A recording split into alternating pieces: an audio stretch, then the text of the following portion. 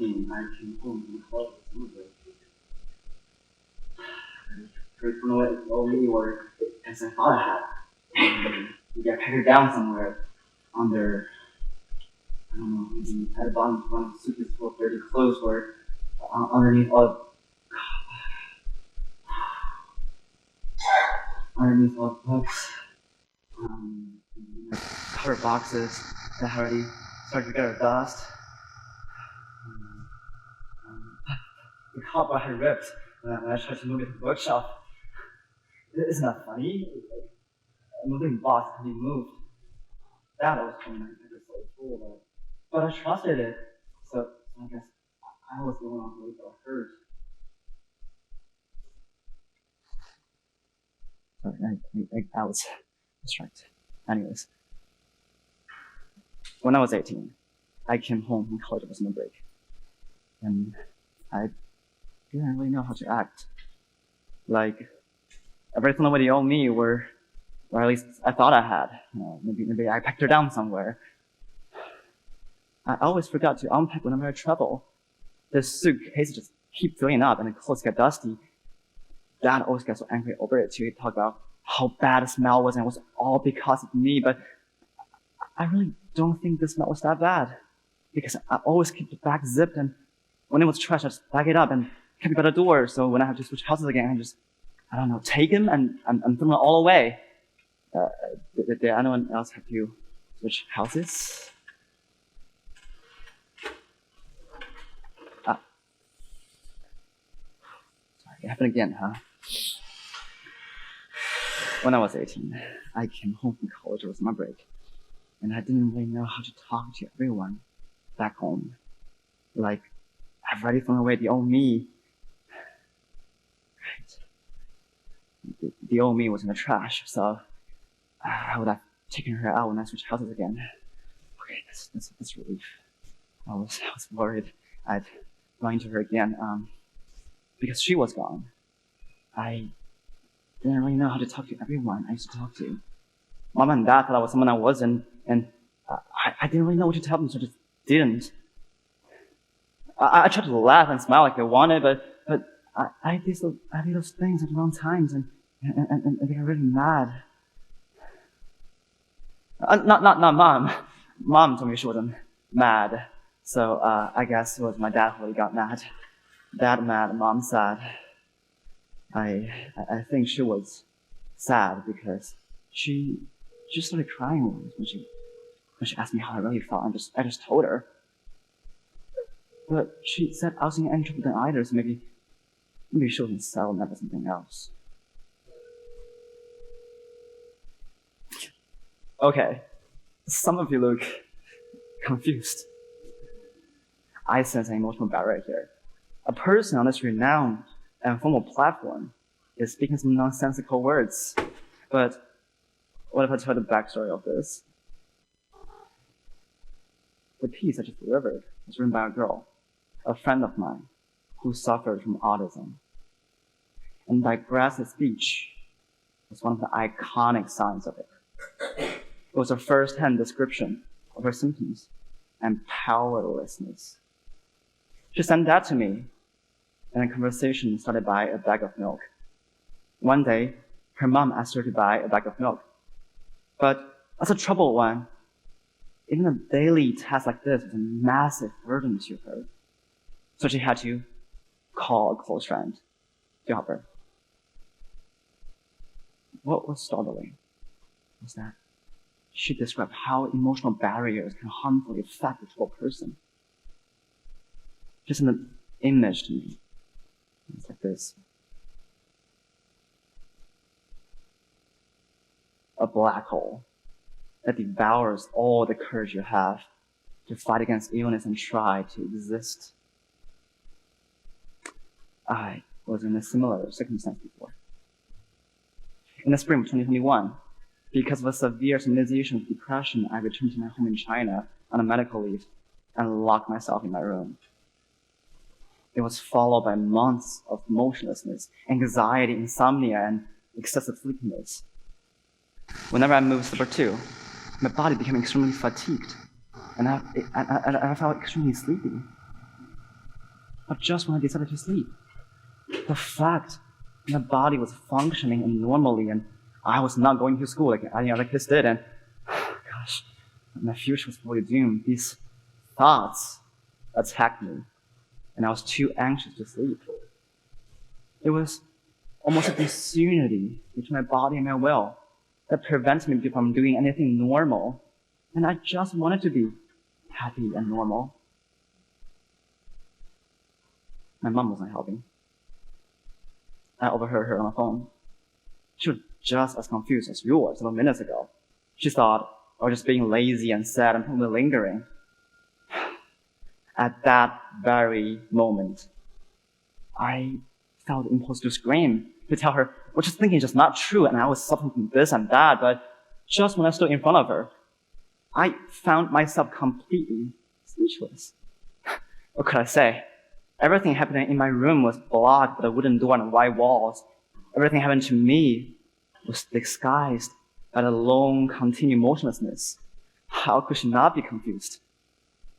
I was struck by the powerlessness that I felt. And I know that such pain and powerlessness was not my own struggle. Some mental illnesses may no longer be despised by the society today, but the true feelings of patients are still ignored, and their emotions are not understood. Therefore, context and backstories matter when it comes to destigmatizing mental illness. But this is what's exactly missing in our society. People ostensibly accept mental illness as medical terms, but really do not feel the need to fully understand them, nor take that into account in their daily lives. This is what causes stigmatization and confusion and emotional barriers about mental illness. In philosophy, it's called a hermeneutical lacuna, a vacuum within the collective conceptual resources with which we form our own experiences.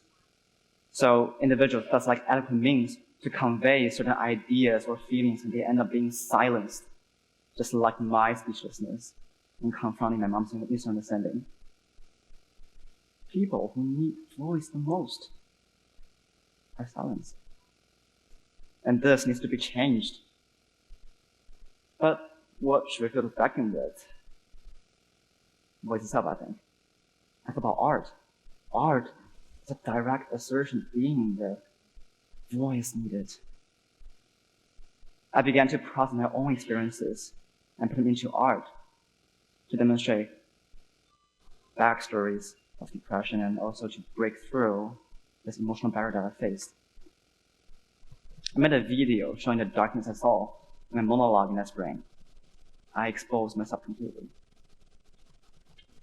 The self-isolation allowed me to indulge in an external world. The darkness I perceived was never pure. There were always scattered dots of colors scintillating in the darkness of night. After a few days in the full darkness, the colored dots started to merge with objects and enliven them. The rings on furniture ebbed and flowed as the dots dashed aimlessly and distinctively like swarms of insects. Have you ever tried to blink your eyes on a fairly dark night? You find yourself almost unable to tell when your eyes are closed. This visual ambiguity as a synecdoche represents my half-real happiness brought by medication, pseudo-existent life during isolation, my directionless pain.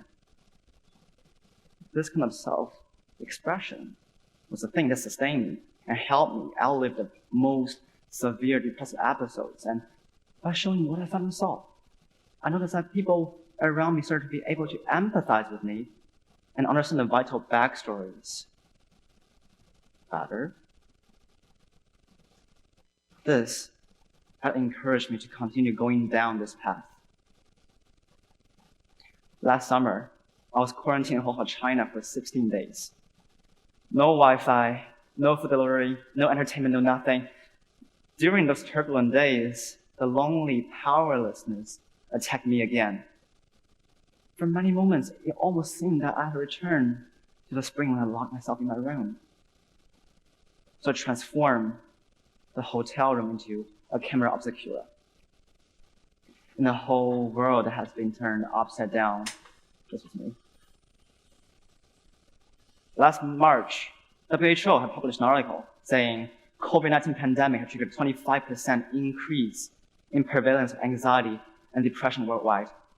In China, anxiety, depression, and insomnia have plagued nearly 1/3 of people in home isolation. Young people and women are the worst hit.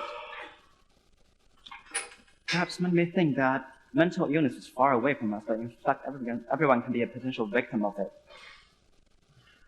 And sometimes the emotional burden is more lasting and painful than the physical one. I realized that everything I did was about how to fight against powerlessness that individuals feel from surroundings. So how do I make more people who do not understand powerlessness empathize with and understand the vital backstories? I decided to turn to performance art, demonstrate in crowds' eyes how emotional messages and backstories can be perfectly hidden from plain sights. I rescued a kid, a baby goat. It's a she. I love her. She's very cute and docile. And designed a gadget from a slaughterhouse, of course. And I designed a gadget based on Arduino, EEG module, and some math modeling that's able to read a goat's brainwave, analyze the level of attention and anxiety, translate different levels into piano chords, and play them out loud on an MP3 module. I recorded our work in downtown Shanghai. For those who may be concerned, the whole project was supervised by an officer from the National Forestry and Grassland Administration of China to ensure the health of the goat. And after performance, knowing that simply sending her back to nature was dangerous for a goat born and raised in a slaughterhouse, we sent her to a farm and check her well-being monthly. Cute, fun, unique. That's the feeling as most people seeing this thing, but in fact, for almost the whole time, the main anxiety level of the goat was around 60%. It told us straightforwardly that the goat was actually in a state of anxiety.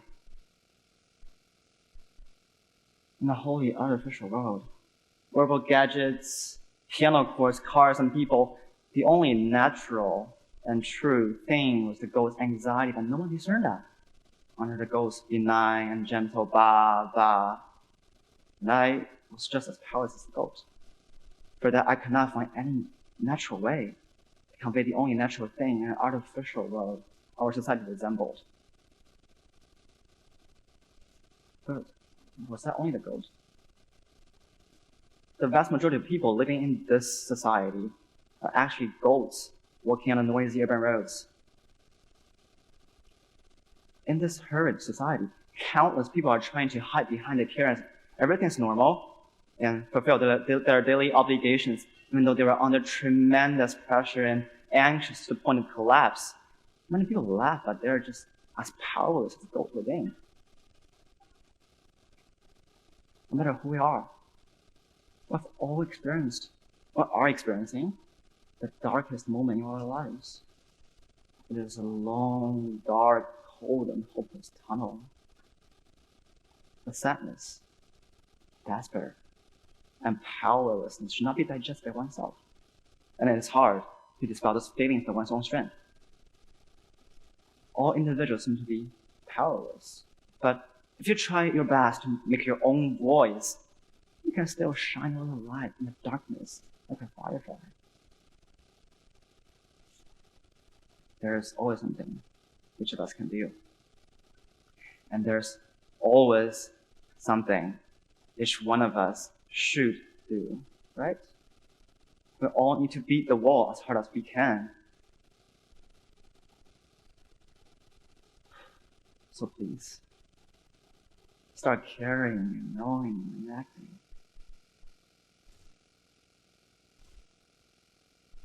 Doing is what caring